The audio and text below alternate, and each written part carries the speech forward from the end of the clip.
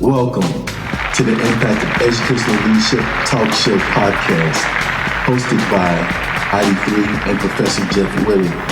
This show is designed to provide an exclusive forum on educational achievement gaps related to learner success while discovering relationships and family issues in diverse settings.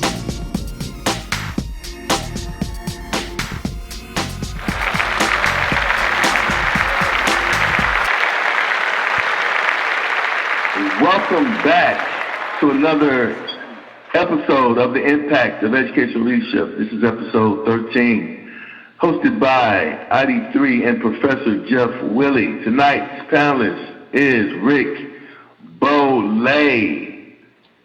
Tonight we will be discussing, does community involvement reduce teen violence? All right, say hello to the people, guys, gentlemen. Good evening. Good evening. I'm glad to be here. Thanks for having me again. Absolutely. So tonight's discussion is, does community involvement reduce teen violence?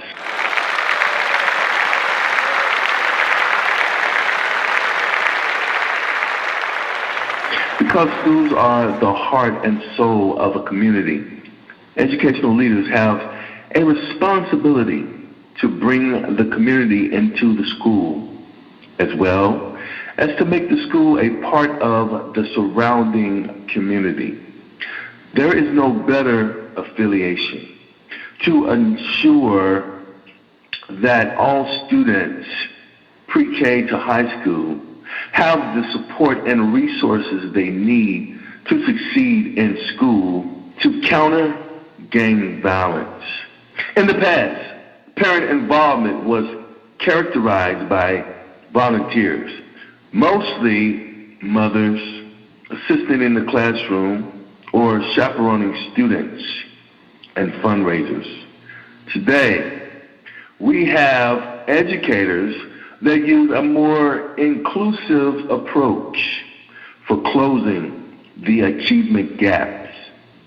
The positive impact of connecting community resources with students and with their needs is considered one of the characteristics common to high-performing schools. Tonight, we will be discussing this issue, and we will give you insight on how to better navigate through community involvement. First, we're going to be pulling some questions to Professor Jeff Willie. Welcome to the Impact of Educational Leadership Talk Show podcast, hosted by ID3 and Professor Jeff Willie. Professor Jeff Willie from East Texas, retired Air Force senior leader and classroom instructor.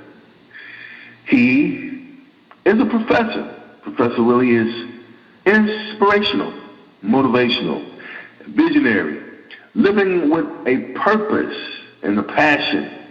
As a continuous learner and lifelong achiever, he's a go-getter. He's also an inspiring author, professor, John Maxwell Team Executive, leadership consultant, coach, disc trainer, and motivational speaker.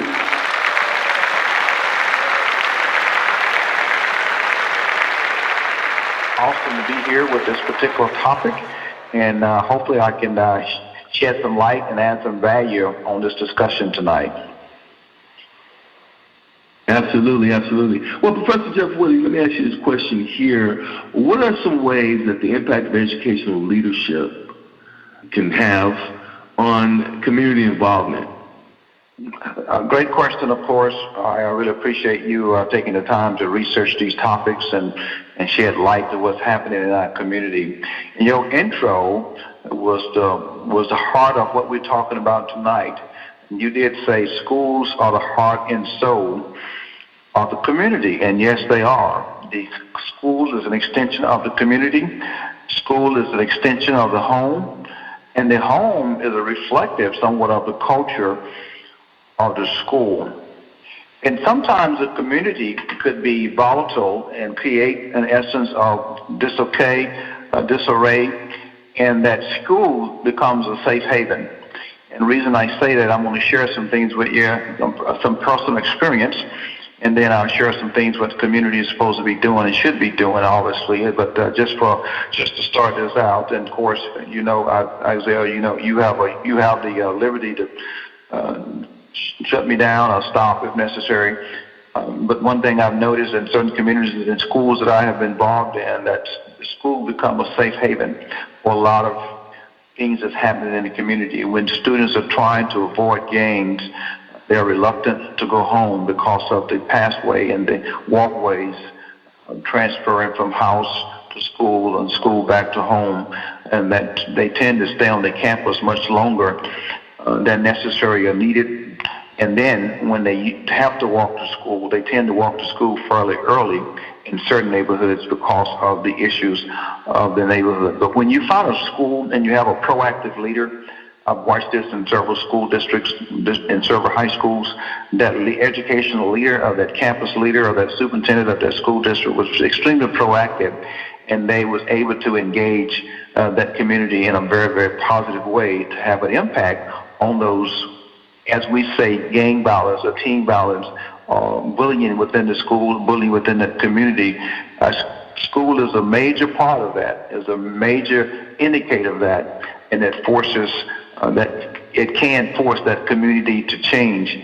And what I've seen, what happened is that when that school engaged that community in a very, very, and remain positive, that is a key element to that school must remain positive, establish a culture that the students and the parents aspire to engage that community in a very, very positive way. That school can be the catalyst for that change, even though when the neighborhood could be somewhat of a disarray and you have some teen violence or some gang issues in that school district or in that area, and that school superintendent, that school principal has to be extremely, extremely proactive and forthcoming and not bashful, and engaging that community in a positive way, knocking on doors, talking to parents, engaging those community leaders, and even talking to some of those gang leaders in that community, because they all want to add value to the community. And that is the key component of that, is that you want to add value to that community.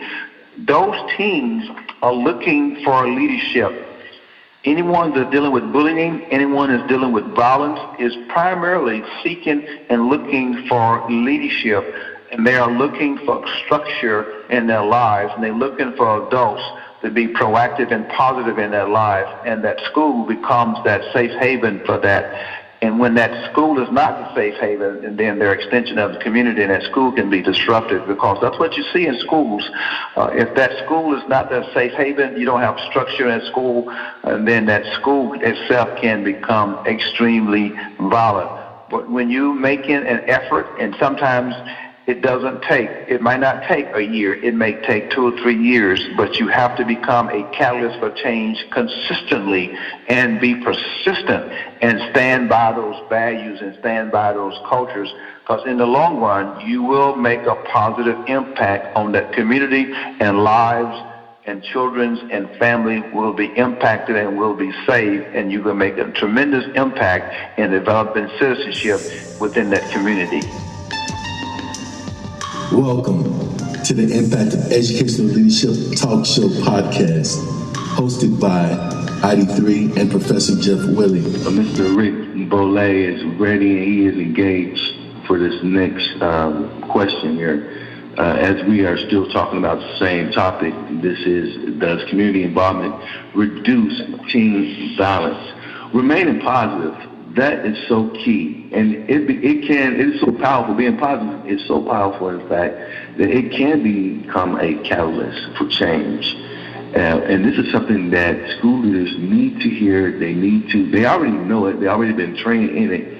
It's just a matter of fact of just getting out there and doing it, going out there and doing what you got to do. We're going to talk about some ways to how to talk to some of these leaders in the community, whether it be gang leaders or just police officers that live in these different neighborhoods, to help make these neighborhoods and these communities a safe haven for these SKUs and how we're connecting these schools with the community. Let's tell you a little bit about Rick Boulay. Rick Boulay is starting his 17th year in public school education. He holds a bachelor's degree in science and music education from Indiana University of Pennsylvania and has a master's of science degree in educational administration and leadership as well. He is a orator, he's a speaker, and he is also a musician. He currently teaches music to elementary age children near Fort Hood, Texas. This is the Army installation, and he teaches there at the Killeen Independent School District of Killeen, Texas. He has performed as a musician with the likes of, some of you guys know these artists very well, like Johnny Angel, Eddie Holman, Tommy James, the Turtles, and even, yes, Chuck Berry. He is a founding member of the organization called the Alliance for Young Men of Bell County. He is the president of several organizations. He was recently selected as one of 15 members from across the state of Texas to participate in the National Education Association's Voice of Academia.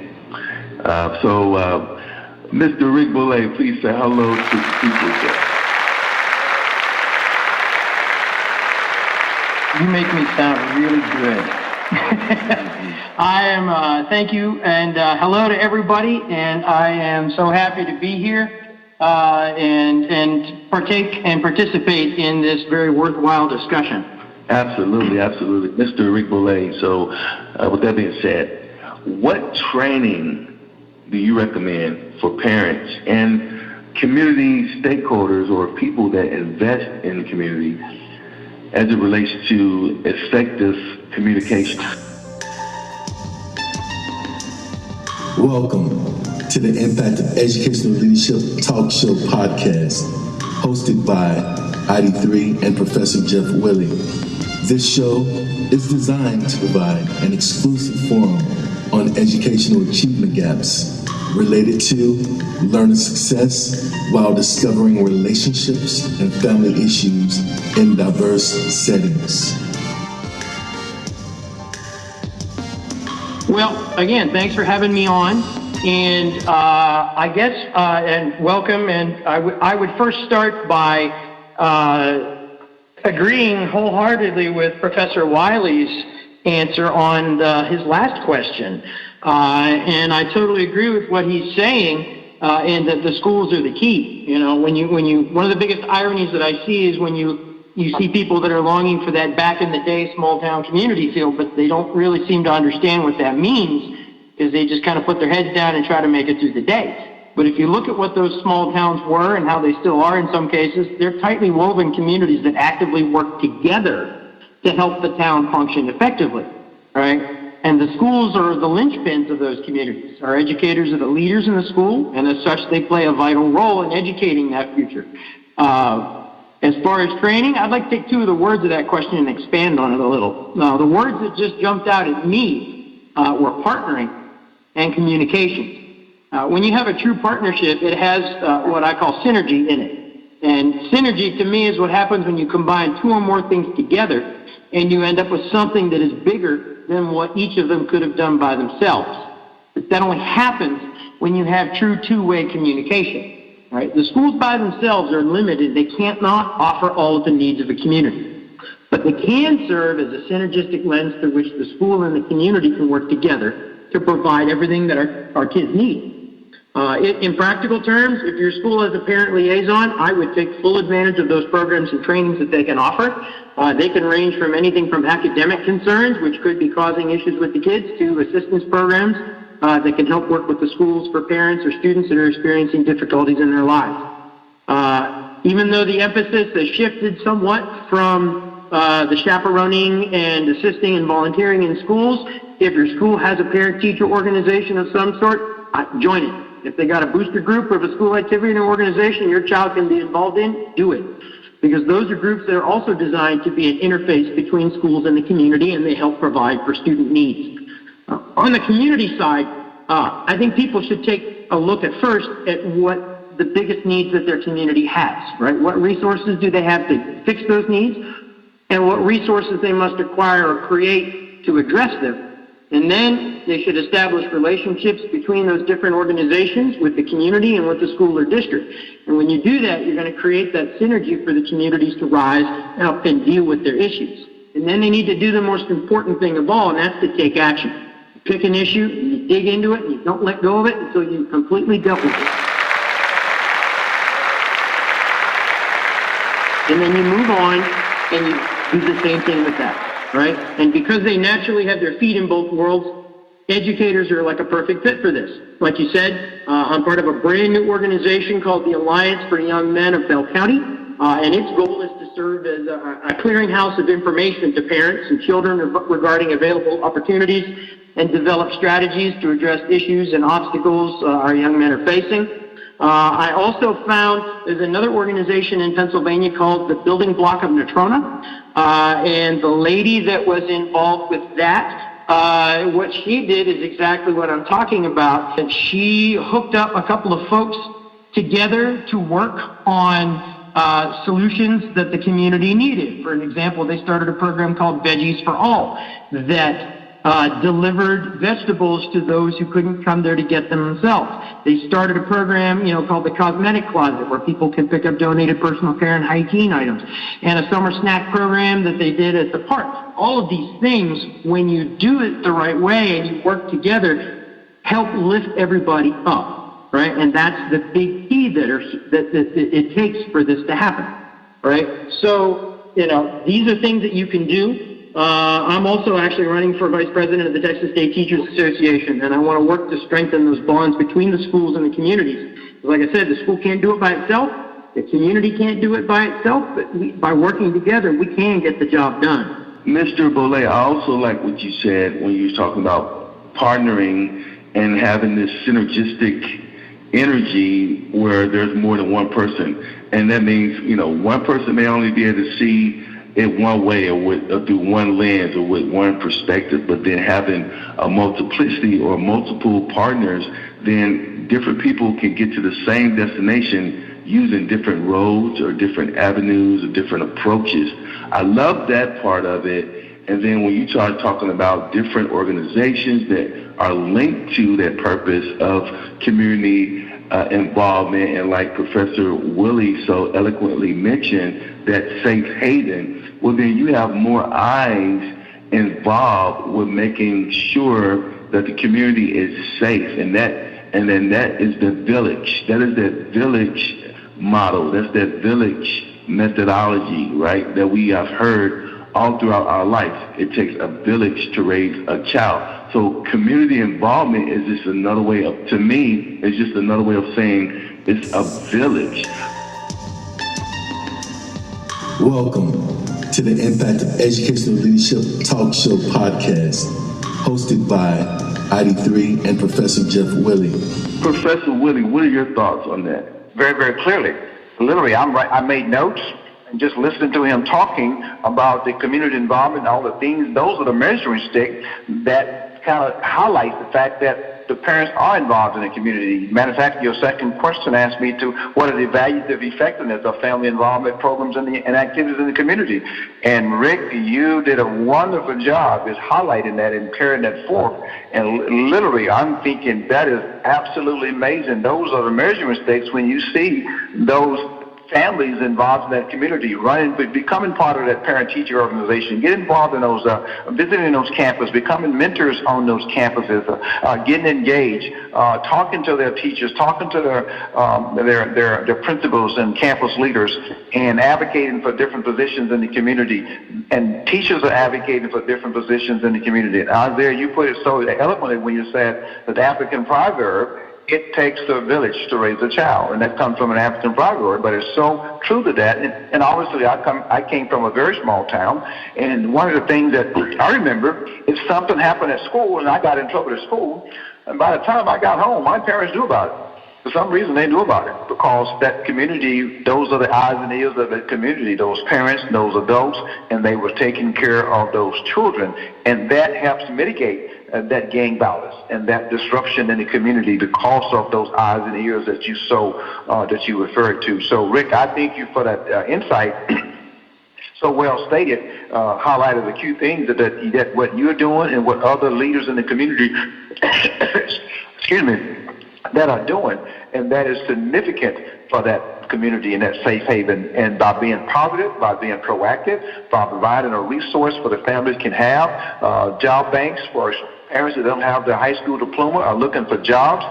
Parents don't have the high school diploma. You got GED programs for them. You got resume building programs. You got etiquette training. You got interview training, adding value to that community. And when you do that, you reduce a lot of that disruption and violence in the community, and you add in so much, and you raise in that family, and that community is significantly impacted for a long, long time. That becomes a culture for that community, and that's the catalyst for that educational leader stepping up and being a major player in that community. You know, I actually love that, and I want to, you know how I am by now, I want to dig a little bit deeper, okay?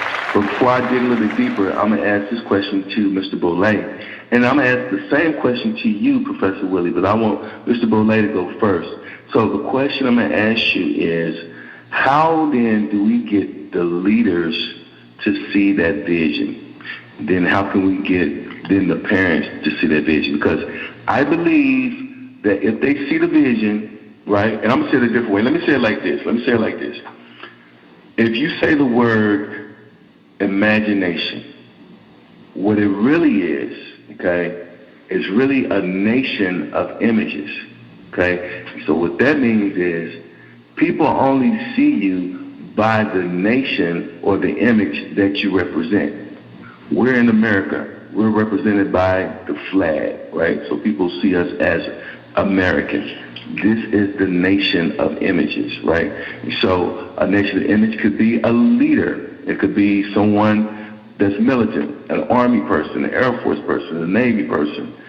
But it is how that person is branded. How can we get, okay, I know it's a loaded question, but Mr. Bolay, I know you can cover it, I know you can handle it. How can we get leaders to see the brand of community involvement more clearly?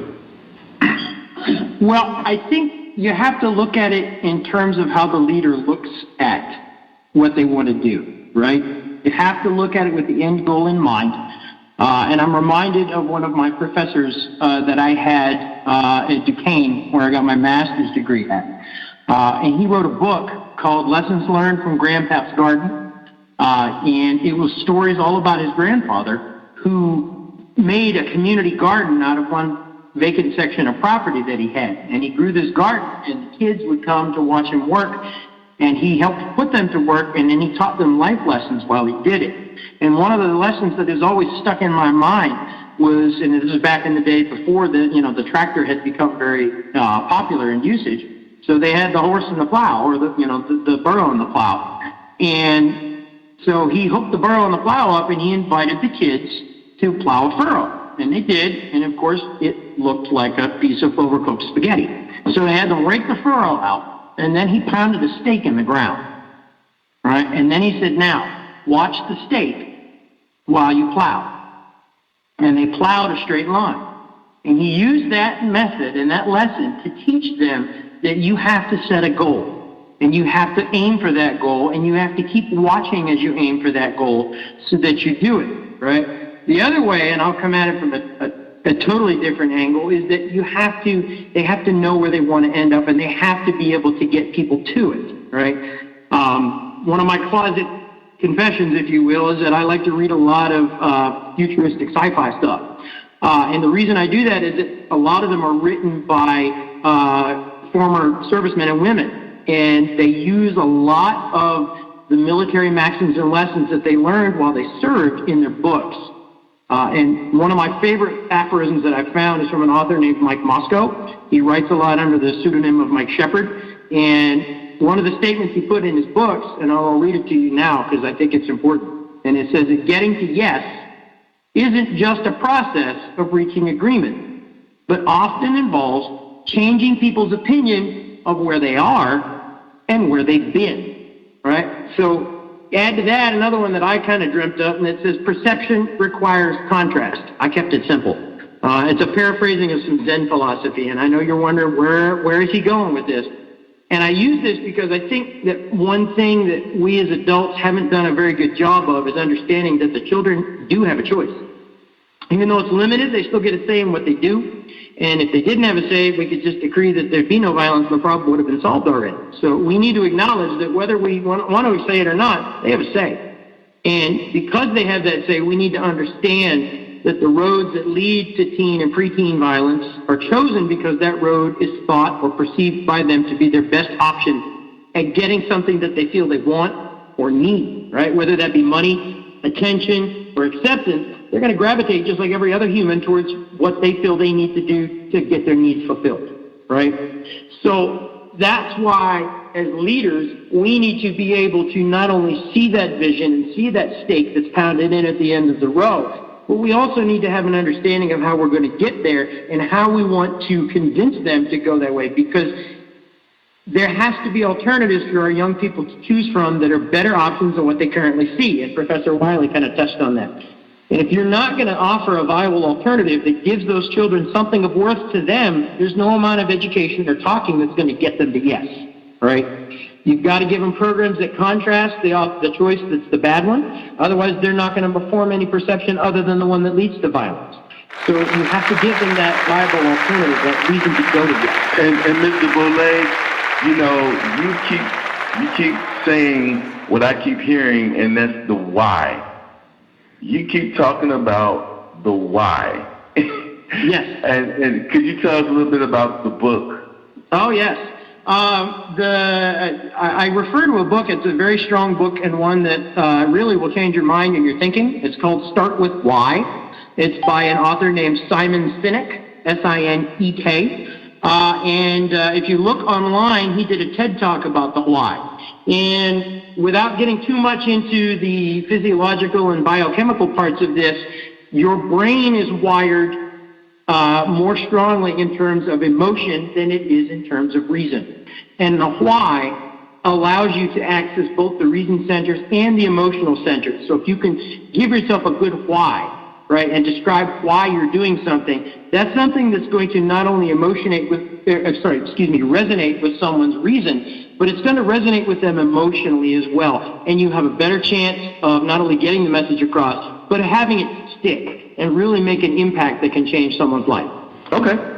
Now Professor Willie, okay, and I don't know why Mr. Boulay keeps calling you Professor Wiley. I don't know who he's talking about. Because I know two people named Wiley. I'm sorry. Welcome that's to the Impact of Educational Leadership Talk Show podcast, hosted by ID3 and Professor Jeff Willie. Now, I worked on your name, Mr. Boulay. Okay, you beat me up, you hammered me, and I'm not gonna let you beat up on my co-host. No, okay? that's my bad. That's not gonna happen tonight. There's lots of practice. And I have two friends, like I said, that are named Wiley. So when I look at that, I'm thinking of my two friends and I go Wiley. So it's completely unintentional, but they're both fabulous people. So I'm mispronouncing it with the absolute best of intentions. Best of intentions. So I'm glad to be your friend. It's an honor to be. Likewise, sir. Yes, sir. You have just touched on a lot. And I'm going to try to keep it simple, Isaiah, and just give some epithets I think that are very, very relevant and pertinent to this about a vision. The key word that I heard Rick say was why. That is that has to be at the forefront of everything we do. What's our why? And I think Isaiah, you've heard me say that quite a bit. I use that quite often, and especially when it happened with teens. And then also you have to get those. As a leader, our responsibility is to cast a vision. But people don't buy into a vision until they buy into you. And so you got to always ask for the heart before you ask for the hand. You have to be to touch the heart of a person first, because you're not going to change their mind until you change their heart. And they got to have a reason that why it's going to come out of their heart and their desires, because the mind's going to follow what's the heart. And so, yes, the thought's going to be there, But you got to be able to touch their heart, and you got to get into why and what motivates them, what's encouraging them, and meet their needs where they are, because they are looking. And how do you mitigate those needs, and how do you add the positive versus the negative, and how do you replace what they're looking for or what they consider looking for with something that's going to be effective and impactful for the rest of their life? And so as leaders, you got to make sure, you can't tell, you got to ask. When you ask in young men, because young men and women, they need to ask, and they have a say in what their future is going to look like. And you got to ask them, what is it that you would like for your future to look like? I would love to use one of Stephen Covey's quotes, and it says, begin with the end in mind, and then it goes back, putting first things first. Begin with the end in mind. What do you want to look like 5 years from now?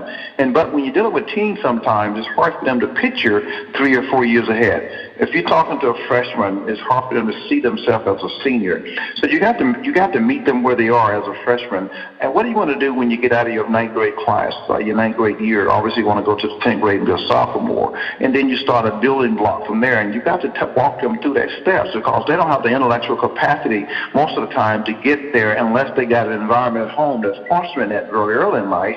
And if you don't have an environment at home that's fostering that very early in life, we as educators, you got to touch their heart right then and there, and then they'll buy into your vision and vision for them as well, because sometimes they don't have a vision, and you got to start help them develop that vision within their heart, within their mind, and where they want to go. Because if you ask them the question sometimes, what would you like to be when you grow up? And sometimes you get that deer in the headlight look, and then sometimes you can get a qualified answer. And it may not be the answer, then you try to tap into what are some of your skill sets to get you there? What are some of the things you need to do? What are some of your objectives? What are some of your goals? What are some of your applications? How do you think you want to get there? And you can't just tell them how to do that. You got to ask them and let them come up with their own solution, because when they come up with their solution, they own it. And when they own it, they're most likely to, what I call, implement it. But when you own it, and you tell them, then you still own a responsibility. You're responsible for getting them there, and they must own their own ability and own self-worth, because their self-worth is attached to that, and they must facilitate those steps to get there. You guide and coach along the way. As they fail, you encourage. As they fail, you encourage to get back up and give them that grit and fortitude to rise above those current circumstances. But you can't be that enabler and tell them, and you have to guide them and coach them. And so always have that vision, to help them with that vision, and always touch a heart before you ask for a hand. And you got to show, what does the end look like? Begin with the end in mind. Now let's go back and just how are we going to get the first things first to get there. Educational leaders got to be optimistic, positive, and believe that everyone can achieve, because they all can. I call Professor Jeff Willie the Oracle. Now listen, I'm going to ask both of you gentlemen a question, and whoever wants to go first, they can, all right? But I want to get a little bit more graphic. I want to get a little bit more in-depth. And I want to make it a little bit, I want to spark it a little bit more. Let's put some sparks on it. So, with that being said, what is the level of concern as it relates to the differences between gang violence when you were in middle school, or I think it was junior high back then, but middle school and high school, as opposed to nowadays? What is the difference as far as the level of concern, with technology and just with the turn of the age? What concerns do you have now that you didn't have when you were growing up? Welcome to the Impact of Educational Leadership Talk Show podcast, hosted by ID3 and Professor Jeff Willie. I think technology is a huge issue, and the use of technology. As amazing and wonderful as the internet is and the abilities that it gives us to look stuff up, it also offers countless opportunities for those who don't mean well, for our kids, who need to use them for their own ends, to sneak in and creep in and take advantage. Even with the most vigilant of parents, it can be difficult because the internet is wide open, and kids can stumble onto things that they shouldn't be stumbling onto, and those who are looking to find the kids to stumble are always looking for new ways to make that happen. I think technology is a huge issue, compared to back in my day, and I think that is as much as it brings us together, it also offers those opportunities for division and for and having kids go down that wrong path. And I have to totally agree with that. There's not a lot that I can say the opposite of that. Technology has been the key in some of the catalysts, but obviously everything is good until it's used in a destructive way, and the access to so much information, inundated with so much information. And what's happening with that information is that our youth do not have the emotional intelligence to discern. And so they see it as face value, and so they not able to make that discernment about that access to that information that they are receiving, the things that they are viewing right now, even in TV and even in movies and video games, they see it as current situation. They don't have the emotional intelligence to sometimes do concern between fiction and nonfiction, real or unreal, and they take it at face value. So that access, what I call unlimited access to information, it's a detriment, but it's a positive thing. But it can be used for people that certainly have a ill spirit and ill will, and they'll use it for destructive means versus positive means. So I have to agree with technology is one of the keys. There's a book, I can't think of the name of the book. I need to go to my library and take a look at it, but it just came to my mind right now. It's written by retired Army Lieutenant Colonel, and it titles "Stop Teaching My Kids to Kill." I might be quoting that title incorrectly, but I know it has, I'm paraphrasing that title, and it talks about all the different things that our youth have access to right now through video games, through technology, and it's causing some destructive behavior because lack the emotional intelligence for discernment. They don't have the wisdom to be able to navigate that and understand that the impact of what they're seeing, and then how it's changing their perspective on seeing reality versus fiction. I think that's a really great point, and I'm really glad that you brought that up. Because when you look and you understand that even though children's physical bodies are maturing earlier than they have ever, mentally and emotionally they're still not maturing until between the ages of 18 and 26, right? And so you see when they get introduced to that stimuli, just like Professor Willie said, I got it right now, you see that impact that they have, and you understand that the children are really vulnerable at this time, and these folks are trying to take advantage of that. And it gets worse when you consider that many of these young children in the teen areas also have younger brothers and sisters that watch and that emulate without even understanding what they're going on, but they form those habits, from watching their older siblings and what they do. And so it makes it even more imperative that we address this at the community and the grassroots and the educational level, and we have the community be as educated as the schools, right, working together hand in hand to address this issue. Gentlemen, we are out of time. With that being said, guys, give us a takeaway. Who wants to go first? I just say this was absolutely wonderful, and it was great because of Mr. Lole. Thank you, sir, for adding so much value and bringing so much information and worthy, impactful, value-added information to this discussion tonight. I learned a lot. I learned just listening to Mr. Rick talk. So I appreciate you, and I value what you bring, and I certainly would love to stay in touch with you in the future. I would welcome that, and I'd like to thank you for what you brought to the table as well. I thought it was, I'll use one of my own words, a very synergistic conversation. There was a lot of good give and take and back and forth and adding on to each other's ideas, and I certainly hope that we were able to make something in the end that was bigger than what any of us brought to the table tonight. And again, I appreciate the opportunity to be able to come on and talk with you folks tonight. Absolutely. Well, all right. We want to thank each and every one of you listeners for tuning in for another Impact Educational Leadership. This is episode 13. All right, good night. Welcome to the Impact of Educational Leadership Talk Show podcast, hosted by ID3 and Professor Jeff Willie. This show is designed to provide an exclusive forum on educational achievement gaps related to learner success while discovering relationships and family issues in diverse settings.